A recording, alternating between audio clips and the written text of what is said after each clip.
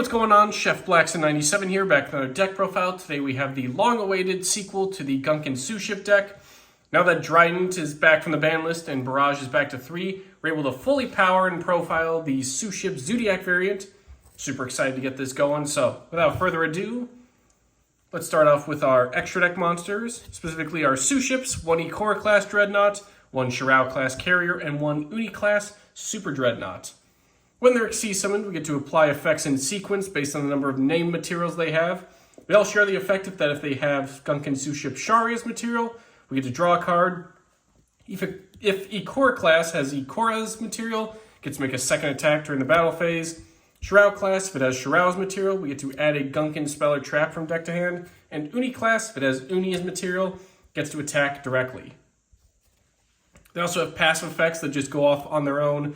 These are kind of different from your traditional Xyz in which they don't really detach materials to get their effects off. It's more of just building the ingredients for the most effective food vessel. So with Ikora class Dreadnought, once per turn when a Gunkan monster special summoned from the extra deck inflicts battle damage to our opponent, we get to target and destroy a card they control. Shirao class, if we have a face-up card in the field zone, Gunkan monsters that were special summoned from the extra deck can't be destroyed by opponent's card effects and gain attack equal to their defense. Not a whole lot of defense, so the attack boost isn't too great, but with Uni class, he does have 500, so that puts him above 3k, which is a nice little beatdown card, especially when you're attacking directly. And we'll see later there are ways to even boost his attack further past 4k, so we're doing a lot of direct damage that way, which is pretty cool. But he also has one of the best passive effects, where it's once per turn as a soft once per turn.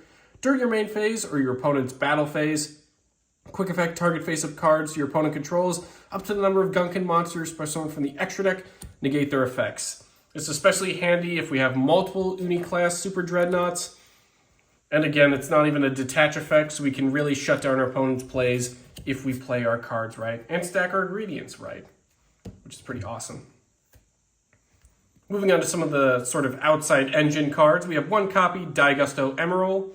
We can either target 3 monsters in the graveyard to shuffle all 3 back in the deck to draw a card, or we can detach one of our materials to then Monster Reborn, a non-effect monster, in the graveyard.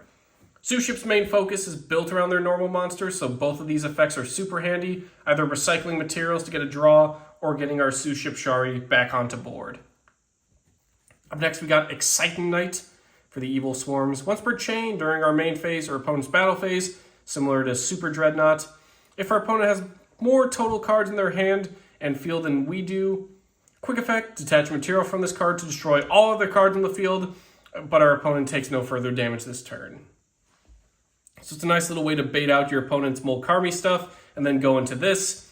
We can then pretty much guarantee that we'll detach something to blow up a bunch of cards or just sit on our opponent's turn and wait for them to make the wrong play or the right play and then blow them up from there.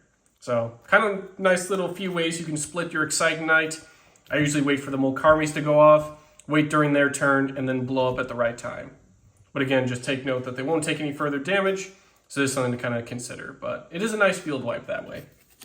Up next, we have 1 copy of F-Zero Utopic Future and F-Zero Utopic Draco Future.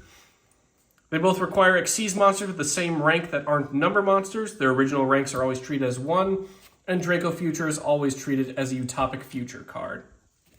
Very cool. We'll start with the base Utopic Future.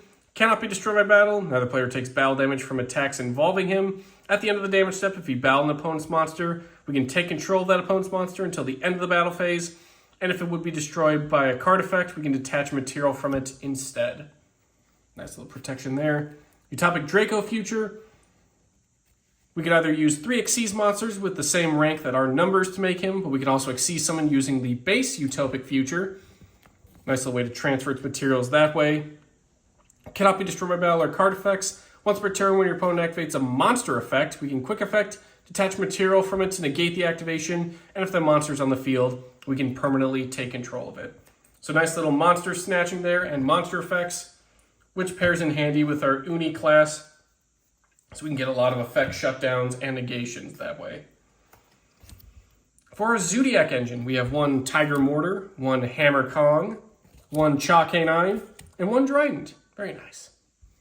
They all require varying amounts of level 4 monsters, but what's also cool is we can Xyz summon them using just one Zoodiac monster we control with a different name as an Xyz material. Transfer its materials if we're using the Xyz monster in that case. They also get the shared ability to gain attack and defense equal to the attack and defense of all Zoodiac monsters attached to them. And for their unique effects, Tiger Mortar lets us once per turn detach an Xyz material, and then target an Xyz monster we control. Doesn't even have to be a Zoodiac, just an Xyz monster. We will then target a Zoodiac monster in the grave. That Zoodiac monster in the grave gets attached to the Xyz monster as material. So a nice way to reload some of our Xyz monsters if their materials have burned out. And again, it doesn't even have to be a Zoodiac, so you can potentially reload your Zeus if you want to get that double 2 detached to wipe out the field that way. Hammer Kong, our opponent cannot target face-up Zoodiac monsters on the field with card effects as long as he has material. Except for him, he has to hog all the targeting, but once per turn during the end phase, it's a mandatory detach effect of materials. So it's a nice little incentive for Tiger Mortar to reload him, just so he gets a nice little redirection to him. Cha Canine lets us detach material to Monster Reborn, a Zoodiac from grave. Its effects are negated, and it cannot be used as Xyz material for a summon. But that's where something like Zoodiac Barrage comes in handy, where we can just blow it up and swap out for another newer Zoodiac. And then finally, Trident. Usually you'll just stack all of your Zoodiacs on top and end with Trident, as she has the most lethal effect. Once per turn, as a quick effect, you can attach material from her to then target and destroy a face-up card on the field. Very nice. So you usually end on her, blow something up, and then proceed to go into your Zeus during main phase 2. Before we get to Zeus, we also have to sidestep for a second for the Ptolemaeus engine, that being one copy of Tellarknight Ptolemaeus, one Cyber Dragon Nova, and one Cyber Dragon Infinity. Ptolemaeus requires 2 or more level 4 monsters, and once per chain, as a quick effect, we can detach 3 materials from him to special summon from the extra deck an Xyz monster that is 1 rank higher than him, that is not a number monster. This treated as an Xyz summon, which is pretty awesome, and we transfer its materials over. We also have the ability to detach 7 materials from him to skip our opponent's next turn entirely. Once per turn during the end phase, we can also attach a Stellar Knight card from extra deck to him as material. It's a nice little incentive there. If we really want to stack our materials, it's not that hard to get to 7, as Suships can actually swarm the board pretty well, and if you play your cards right, you can get some other level 4 extenders in there to ensure he hits the field properly and potentially skips a turn, but for the most part, you're just doing it to go into Nova instead of having to do 2 level 5 machine monsters. Once per turn, we can attach material from Nova to then target a Cyber Dragon in the grave, special summon it. Once per turn, as a quick effect, we can banish a Cyber Dragon from hand and or face-up field to then give Nova 2100 attack until the end of the turn. And if it's in our possession and destroyed by opponent's card effect, he floats into a machine fusion monster. It's not treated as a fusion summon, it's just a special summon, so it does limit our choices and varieties, but typically I go into an evoked Makaba and get a nice little additional negate off of that. But what's also cool is we can rank up even further using our Nova, as it's an alternate requirement for Infinity, as opposed to just doing 3 level 6 machines. But we can use a Nova instead to circumvent that.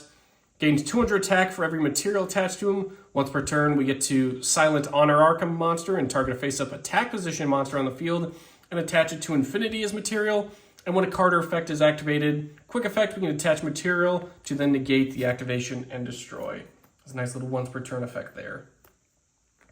So another negation even further. If we're able to play our cards right, we can do the Gunkan Uni class for a monster negate, or just any face-up card in general. Draco Future for the monster negate, and then Infinity for just a general Omni negate, which is pretty awesome. And then, of course, finally, wrapping up the extra deck, we have the, as mentioned before, Divine Arsenal AA Zeus Sky Thunder. 2 level 12s, but we can also use once per turn. If an Xyz monster battled this turn, we can Xyz summon him using an Xyz monster we control as material. Transfer its material to this card. What's cool is it doesn't even have to be the one that battled. Just as long as any Xyz monster engages in battle this turn, we can just use one of our Xyz to then go into Zeus. Quick effect, we can detach 2 materials from him to send all other cards from the field to the grave, so a nice little Exciting Knight effect. But our opponent can still take damage, and it's not destruction either, which is kind of nice. Once per turn, if another card we control is destroyed by battle or an opponent's card effect, we can attach a card from hand deck or extra deck to Zeus as material. So just to recap, the detach 2 effect to wipe out the whole field is not a once per turn, but the one to attach just a material onto himself is. So that's why Tiger Mortar comes in handy there. You can easily restock your materials. It has to be opponent's card effect though, or battle, so using your own barrage to blow up your own cards doesn't exactly work for this case, but still, you'll be able to pull it off more often than not. Onto the main deck. Our main course and our main star of the show is Gunkan Suship Shari. Fantastic level 4 normal. It's an unexpected die target. Has 2,000 attacks, so it can put down quite the beatdown on its own. It's a nice way if you want to add your Primite Barrel Dragon engine into there, or even Tennies if you want to take advantage of those normals, as any of the level 4 spirits work in tandem with this guy pretty well. What else is there to say? It's just an awesome card. It's also the main centerpiece of the deck, as a majority of your other cards will want to have him as material or have him on the field in some capacity or in hand. As noted by 3 copies of Shirao and 3 copies of Ikora, we're going to cover these both at the same time as they both have effects that kind of build off each other. Shirao, if we have Shari on the field, or an Xyz monster that has him as material, it's a free special summon. Ikora has the same conditions, although it's only if Shari's on the field, not the Xyz monster part. Shirao lets us special summon a Gunkan monster from hand, except for itself, and then we can take any number of Suship Shari from our deck or graveyard, place them on the top of the deck in any order, and that plays into Ikora nicely as we can excavate the top 3 cards of our deck, and if we do, add 1 excavated or special summon a Gunkan Suship Shari. We can either put it into our hand or put it straight onto the field. The rest gets shuffled back into the deck. It would have been funny to just reveal 3 Sharis and then immediately just explode into a 5 material rank 4, but I do get why they didn't go that route. But still, that would leave you with a bunch of materials, potentially up to 4. At the very least, you would just normal summon Shirao, special summon Ikora, do your excavating, and then get a 3rd copy in the form of Shari, or you can unexpected die a Shari, and then you would have 4 in that case. So you really can't go wrong there. Ton of great plays you can make off of that. For the level 5 section, we have 3 copies of Gunkan Suship Uni. This is why it's also kind of cool. You could run Cyber Dragon based off of Nova there, revive him, get Uni onto the field, and then go into a regular rank 5 that way. Some plays you can make, but for the most part, you're going to use this guy for your rank 4s or the archetypal rank 5. You can reveal 1 other Gunkan card in the hand to special summon this card, then apply the effect based on that revealed card. If you revealed Shari, get to special summon the revealed monster. If you didn't reveal Shari and just revealed a regular Gunkan card, you place that revealed card on the bottom of the deck. You can target 1 Gunkan monster you control, change it to either level 4 or level 5, then add a Suship Shari from deck to hand.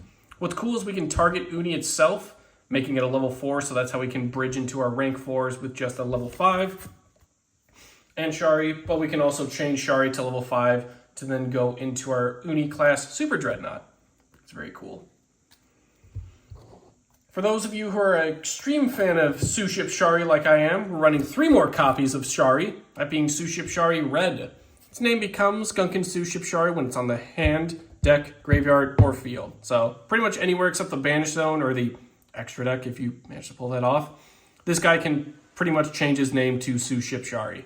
What's cool is we can reveal a Suship Shari in hand to special summon this guy, and then apply the following effect to special summon a Gunkan monster straight from the deck, negates effects if it has any, then special summon from the extra deck an Xyz monster, then mentions that said special summon monster's name as material. Along with Shari Red, this is treated as an Xyz summon.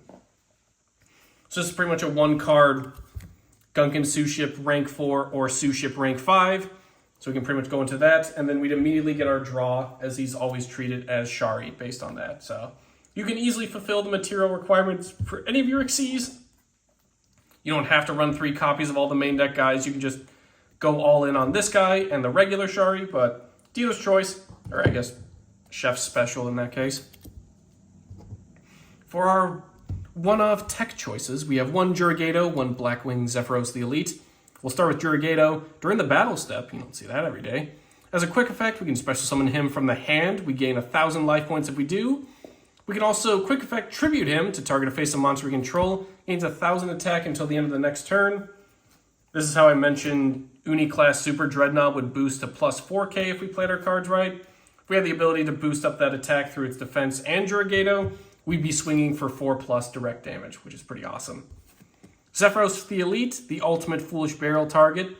If it's in the graveyard, we can bounce back a face-up card we control the hand to special summon itself, and then take 400 damage. We can only use this effect once per duel, but it's a free level 4. We can easily go into any of our Link monsters if we were to use any, or typically just our rank 4s from there.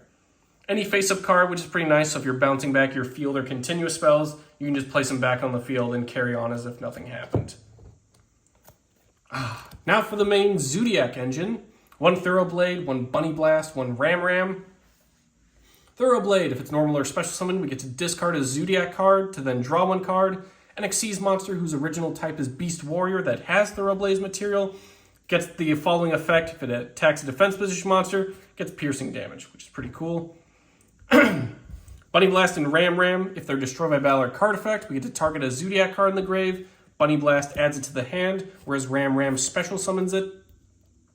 Same inheritance effect as Thoroughblade if they're attached to an Xyz monster. Doesn't have to be Zoodiac. That is originally a Beast Warrior. It gets the following effect. During either player's turn, when your opponent activates a spell card in Bunny Blast case, or trap in Rams, we can detach material to negate the activation.